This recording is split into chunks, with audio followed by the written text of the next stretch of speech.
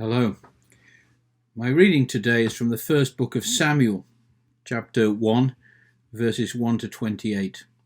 There was a certain man from Ramathaim, a Zuphite from the hill country of Ephraim, whose name was Elkanah, son of Jeroham, the son of Elihu, the son of Tohu, the son of Zuph, an Ephraimite.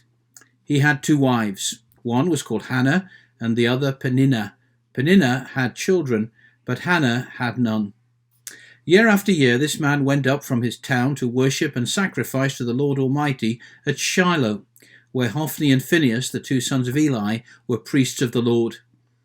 Whenever the day came for Elkanah to sacrifice, he would give portions of the meat to his wife Peninnah and to all her sons and daughters. But to Hannah he gave a double portion, because he loved her, and the Lord had closed her womb. Because the Lord had closed Hannah's womb, her rival kept provoking her in order to irritate her. This went on year after year. Whenever Hannah went up to the house of the Lord, her rival provoked her till she wept and would not eat. Her husband Elkanah would say to her, "Hannah, why are you weeping? Why don't you eat? Why are you downhearted? Don't I mean more to you than 10 sons?" Once, when they had finished eating and drinking in Shiloh, Hannah stood up. Now Eli, the priest, was sitting on his chair by the doorpost of the Lord's house. In her deep anguish, Hannah prayed to the Lord, weeping bitterly. And she made a vow, saying, "Lord Almighty, if you will only look on your servant's misery and remember me and not forget your servant, but give her a son, then I will give him to the Lord for all the days of his life, and no razor will ever be used on his head." As she kept on praying to the Lord, Eli observed her mouth. Hannah was praying in her heart, and her lips were moving, but her voice was not heard. Eli thought she was drunk, and said to her, "How long are you going to stay drunk? Put away your wine." "Not so, my lord," Hannah replied. "I am a woman who is deeply troubled. I have not been drinking wine or beer. I was pouring out my soul to the Lord. Do not take your servant for a wicked woman. I have been praying here out of my great anguish and grief." Eli answered, "Go in peace, and may the God of Israel grant you what you have asked of him." She said, "May your servant find favor in your eyes." Then she went her way and ate something, and her face was no longer downcast. Early the next morning they arose and worshipped before the Lord, and then went back to their home at Ramah. Elkanah made love to his wife Hannah, and the Lord remembered her. So in the course of time Hannah became pregnant and gave birth to a son. She named him Samuel, saying, "Because I asked the Lord for him." When her husband Elkanah went up with all his family to offer the annual sacrifice to the Lord and to fulfill his vow, Hannah did not go. She said to her husband, "After the boy is weaned, I will take him and present him before the Lord, and he will live there always." "Do what seems best to you," her husband Elkanah told her. "Stay here until you have weaned him. Only may the Lord make good his word." So the woman stayed at home and nursed her son until she had weaned him. After he was weaned, she took the boy with her, young as he was, along with a 3-year-old bull, an ephah of flour and a skin of wine, and brought him to the house of the Lord at Shiloh. When the bull had been sacrificed, they brought the boy to Eli, and she said to him, "Pardon me, my lord. As surely as you live, I am the woman who stood here beside you praying to the Lord. I prayed for this child, and the Lord has granted me what I asked of him. So now I give him to the Lord. For his whole life he will be given over to the Lord." And he worshipped the Lord there. May the Lord add his blessing to the reading of his own word. This passage describes the birth and the dedication of Samuel. Samuel was an important figure in the Old Testament. He played a key part in the life of God's people. But an important part of Samuel's story took place before he was born. And that was significant. We believe in a God who is in control, a God who knows the end from the beginning, a God who is working his purposes out in the world and throughout human history. At times, such as the current time, it's hard to see how that is happening, but we believe it to be true. And that means we haven't ended up here by accident. We're not just where we are by chance. We are part of God's purpose. And God knew the role he would call us to fulfill before we were born. When God called Jeremiah to be a prophet, he was clear that this was part of a plan. God said to him, "Before I formed you in the womb, I knew you." Even before Jeremiah was born, God knew about him and had planned what his ministry would be. And we say something similar here with Samuel. God was at work in Samuel's life before he was even conceived. Now, as we think about this story, I want us to notice three things. The first is the problem. The problem that Hannah had, that she could not have children. Now, in Israelite society at that time, that was a serious matter. Children were seen as a blessing and a gift from God. Children, and especially sons, carried on the family name and would inherit the family's land. They would also be able to give support to their parents as they became older. Having children was a kind of way of providing for retirement, an early form of pension plan, if you like. And because of the importance of children, it does not seem unusual for men to have more than one wife, just to be on the safe side.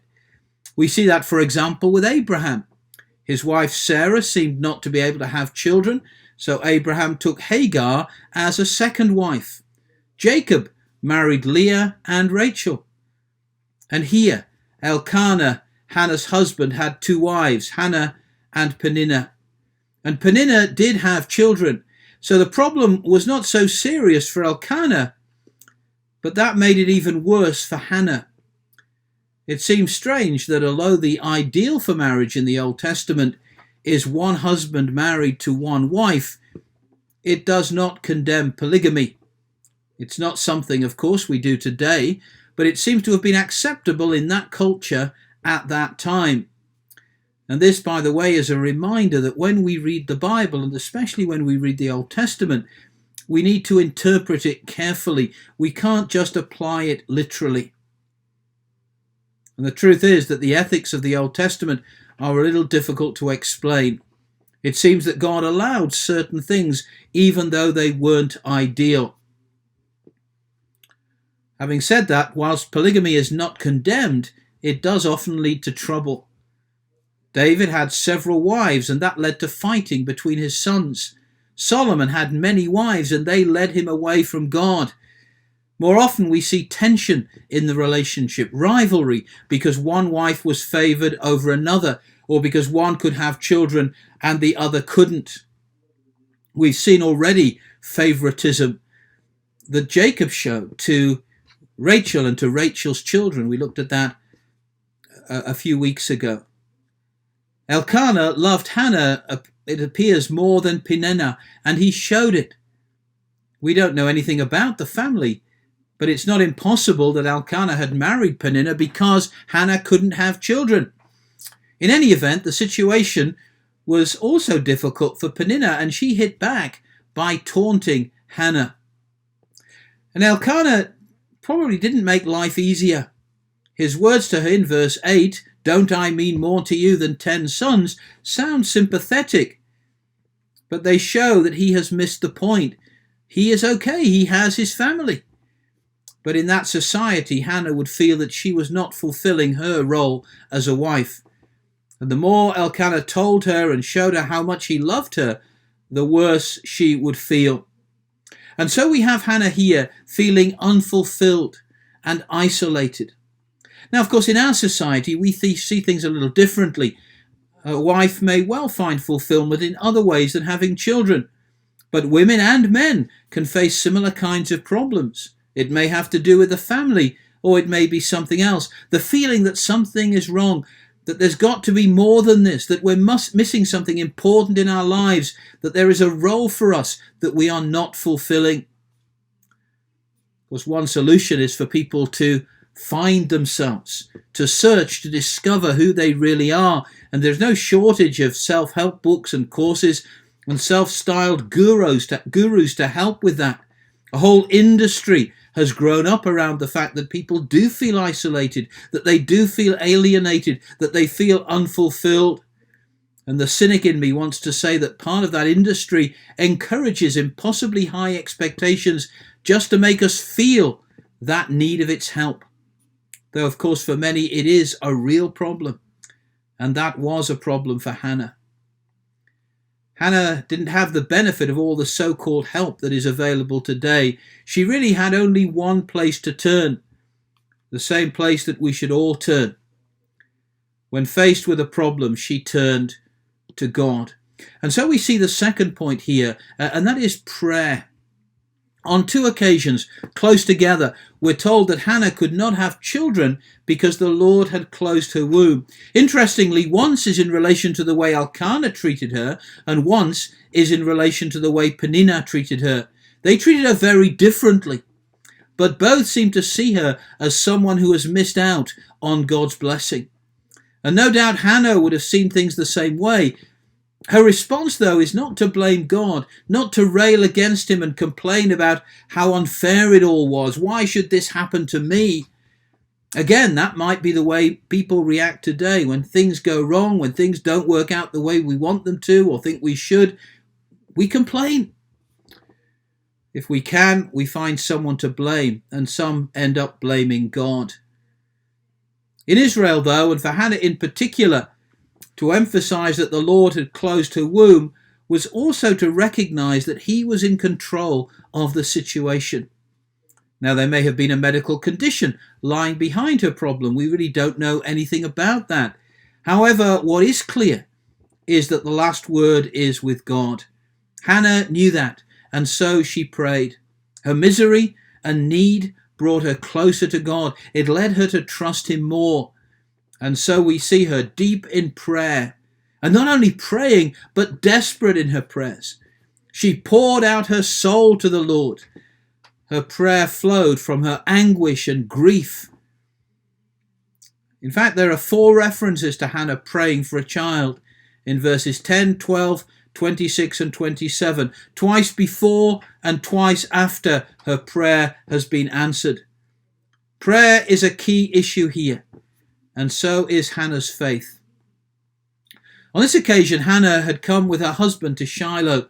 This was probably for one of Israel's feasts, where people were encouraged to travel to a central place and worship together as a nation. It may very well have been the Feast of Tabernacles. Of course, that's not something we can do today. But as she prays, she meets Eli, who was the priest there. Eli sees her lips moving but no sound coming out, and so assumes that she's drunk. That, of course, wasn't the last time that people deeply in touch with God were accused of being drunk. We see the same thing said about the disciples on the day of Pentecost. But when the misunderstanding is cleared up, Eli sends her on his way with the words, "Go in peace, and may the God of Israel grant you what you have asked of him." And Hannah took those words as an assurance that God would do for her what she had asked. We see then, as part of her prayer, a real faith in God. She was desperate, but she was also confident that God could do this. And immediately we see a change. In verses 7 and 8, we're told that Hannah was weeping. She wouldn't eat. Her face was downcast. Then in verse 18, Hannah ate something, and her face was no longer downcast. This is the promise of faith. Nothing has happened yet, but now she is confident that it will. And then the third thing is promise. As she prayed, Hannah made God a promise. "O Lord Almighty, if you will only look upon your servant's misery and remember me and not forget your servant, but give her a son, then I will give him to the Lord for all the days of his life, and no razor will ever be used on his head." This emphasizes selflessness in prayer. Hannah was desperate for a child, but she was willing to give up what she cherished most in God's service. She wanted to play her part in God's purpose. She wanted to know personal fulfillment. She wanted to avoid the taunts of her husband's other wife. And no doubt she would also have liked to see her child playing with the rest of the family and growing up. But she also recognized a higher purpose. Now, of course, sometimes when people are desperate, they make rash promises. And it's easy to think that Hannah would have said this, and then when the child came, to go back on her promise, to make some excuse.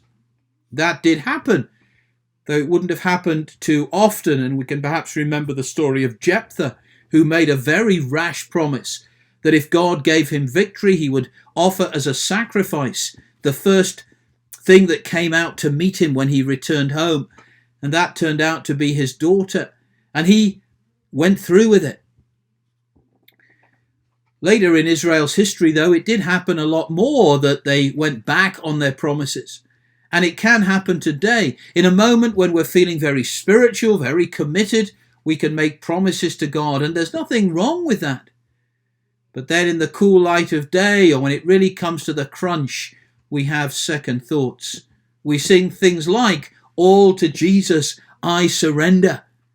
But then we let other things, other commitments, get in the way of our service. And whilst we may be willing to make some sacrifices, we're not always very willing to surrender all. Hannah, though, saw her promise through. She brought Samuel to Eli and she left him there. Notice, of course, that she waited until he'd been weaned. In one way, that is obvious. Eli couldn't look after a newborn child. At the same time, it allowed Hannah a long time to bond with her child. And throughout that time, she may well have had doubts about what she had offered to do, but she was still willing to see it through. And then there's the final point, and that is purpose. We've already talked about people's search for purpose, and it is a problem today. Hannah felt miserable, isolated, unfulfilled.